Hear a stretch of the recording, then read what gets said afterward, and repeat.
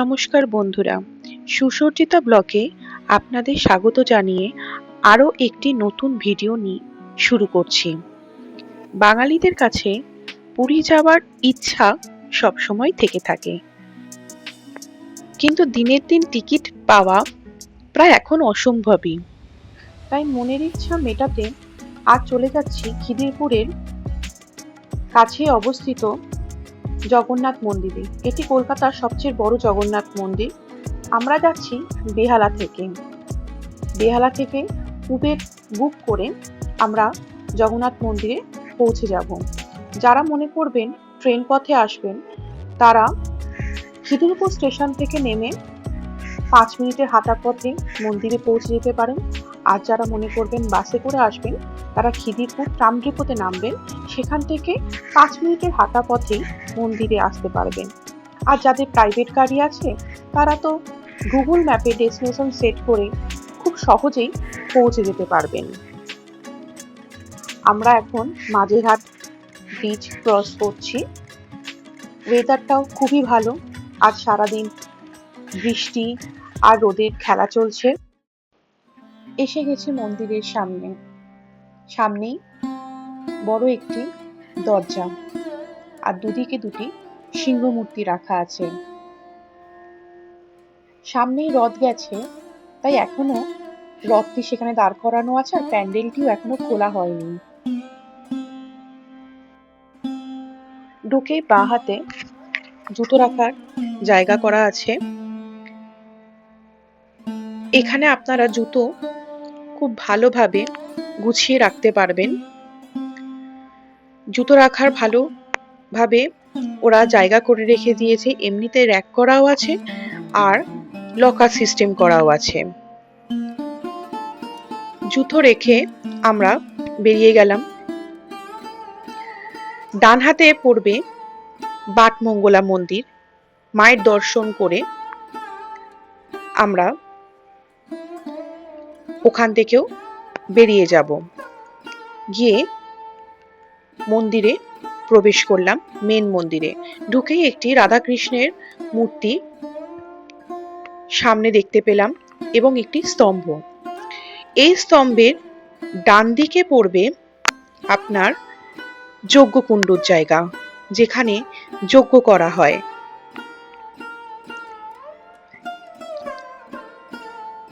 এগিয়ে গিয়ে দেখলাম বেশ ভালোভাবে জায়গাটা বেশ ভালো লাগছিল। একটি খুবই বড় যজ্ঞকুণ্ডর জায়গা, আর সামনে খাওয়ানোর জায়গা, যেটাকে আনন্দ মঠ বলে। বাঁ হাতে আপনার অফিস ঘর এবং প্রসাদ সামগ্রীর জিনিস কেনার জায়গা, আর ঠিক তার বাঁ হাতে আপনার পানীয় জলের ব্যবস্থা এবং টয়লেট আছে।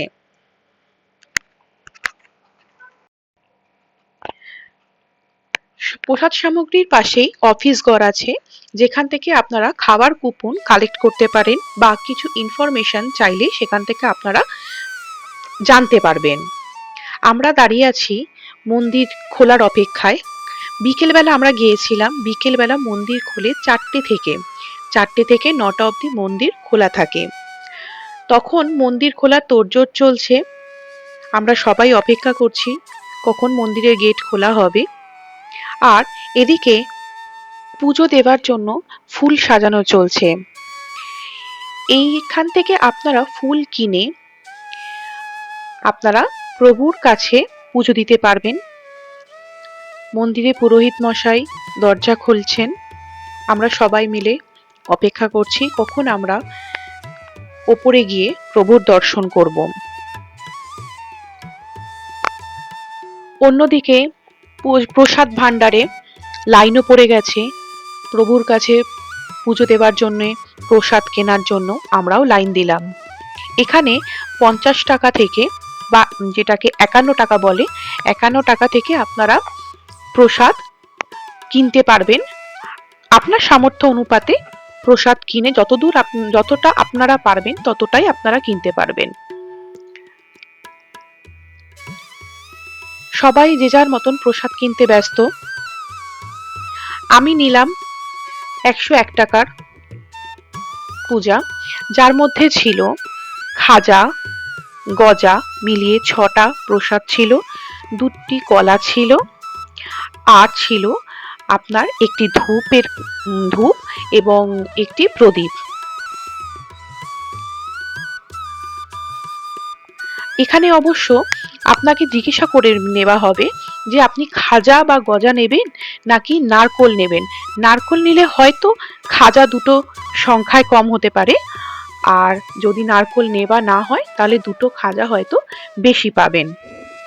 আমি অবশ্য নারকোলটি নিইনি, আমি খাজা এবং গজা মিলিয়ে প্রসাদ নিয়েছিলাম।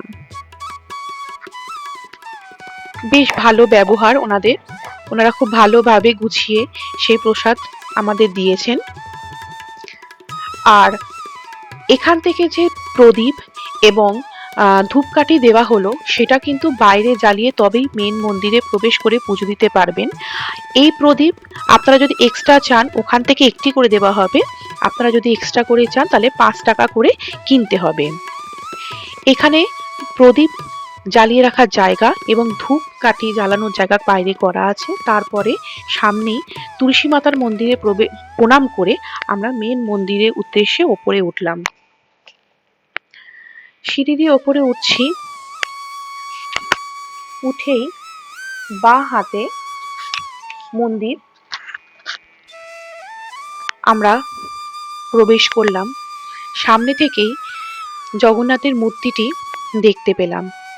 অপূর্ব কাজগুলো দেখে থমকে দাঁড়ালাম।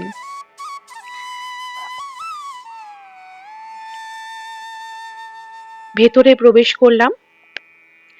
খুব সুন্দরভাবে কাজগুলো ফুটিয়ে তুলেছে এখানে ওনারা এই মন্দিরের গায়ে। এই চিত্রপটগুলো দেখতে দেখতে সামনে জগন্নাথের মূর্তিটি দেখে যেন মন প্রাণ জুড়িয়ে গেল।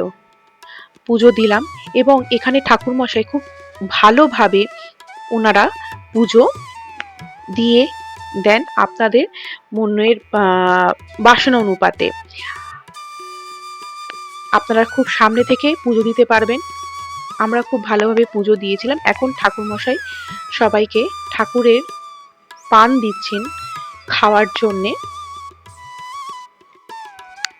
আমরা দাঁড়িয়েছিলাম পুজো দেওয়ার জন্যে, একজনের পর একজন করে উনি পুজো দিয়ে দিচ্ছেন।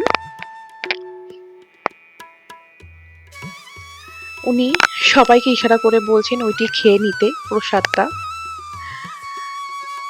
এখানে আপনারা যে ফুলগুলো কিনছেন সেই ফুলগুলো ওনারা কিন্তু প্রভুকে সেগুলো অর্পণ করেন এবং যে ফুলগুলো পদ্ম ফুলগুলো দিচ্ছেন সেগুলোও কিন্তু ওনারা দিয়ে দেন।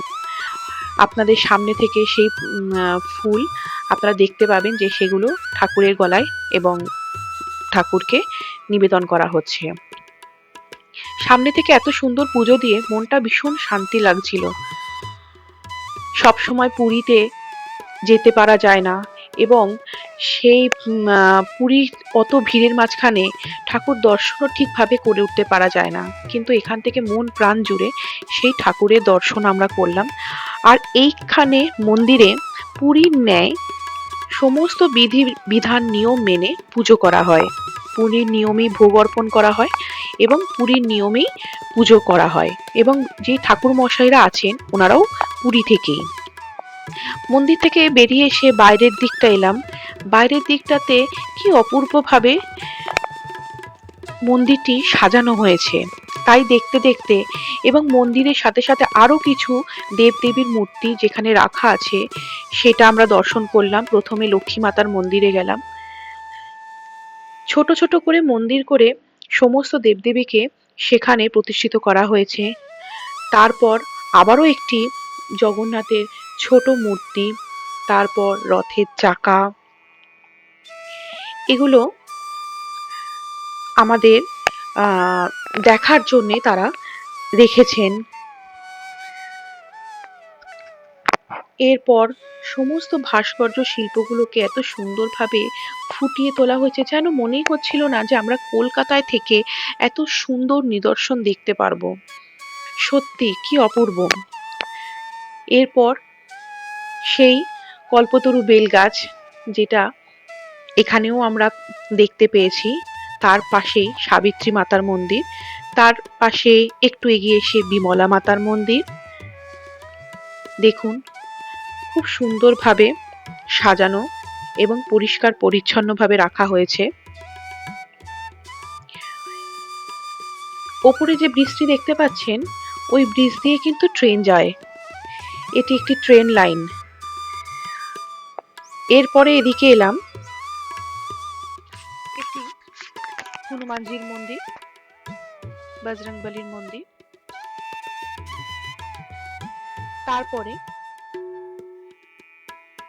এদিকে চলে আসলাম, ওপরে কি সুন্দরভাবে সাজানো হয়েছে মন্দিরটিকে, নিখুঁত শিল্প দিয়ে মোড়া হয়েছে। না আসলে বিশ্বাস করা যাবে না মন্দিরটি কতটা সুন্দর। আপনারা আসুন। পাশাপাশি সমস্ত মন্দির, এটি সরস্বতী মাতার মন্দির। ছোট্ট ছোট্ট করে মন্দিরগুলো রাখা হয়েছে আর পাশাপাশি সাজানো। একটা মন্দির দর্শন করে একটা মন্দির দর্শন করাটা কোনো অসুবিধার কথাই নয়। তার পাশেই গণেশজির মন্দির, সিদ্ধিবিনায়কের মন্দির। বয়স্ক থেকে বাচ্চা সবাই আসতে পারবেন। এটি শিব বাবার মন্দির, যাকে বলে ভোলেনাথের মন্দির। মন্দির প্রাঙ্গণটি বেশ বড়, সামনে সেমিনার হল, আর এত মনোমুগ্ধ হাওয়া বইছিল যে সত্যি এখান থেকে চলে যেতে ইচ্ছেই করছে না। না, সময় হয়ে এসছে, এবারে আমরা ফেরার পথে। ভিডিওটি ভালো লাগলে আপনারা আমাদের একটুখানি লাইক, শেয়ার এবং সাবস্ক্রাইব করে আমাদের একটু সাপোর্ট করবেন। আর পাশের বেল আইকনটি যদি আপনারা প্রেস করেন তাহলে প্রথম নোটিফিকেশনটা আপনাদের কাছেই পৌঁছাবে। Thank you. মন্দির থেকে বেরিয়ে যখন আমরা চলে আসছিলাম, ফিরছিলাম, ঠিক একটু এগিয়ে দেখলাম একটি মহাকালী শিবের মন্দির। সেখানে ভজন হচ্ছিল, কি অপূর্ব লাগছিল। ঢুকে গেলাম মন্দিরে দর্শনে শিবের। গিয়েই আমরা দেখলাম সিদ্ধিবিনায়ককে প্রথম দর্শন করে আমরা এগিয়ে যাচ্ছি। ডান হাতে থাকবে বজরংবলী মন্দির। তারপরে মন্দিরে প্রবেশ করলাম। এটি একটি নতুন মন্দির হয়েছে শিবের, কি সুন্দরভাবে সাজানো। এত সুন্দরভাবে সাজানো মন্দিরটি কি বলবো, না আসলে বিশ্বাসই হবে না। সত্যি দেখুন, উপরে সব দেবদেবীদের আলাদা করে বসানো হয়েছে। পেছনে দুর্গা মাতা, রাধা কৃষ্ণ, রাম সীতা, আর সামনে এত বড় একটি শিবলিঙ্গ। খুব ভালো লাগছিল। একদম নিট অ্যান্ড ক্লিন নতুন মন্দির, ঝাঁ চকচকে, খুব ভালো।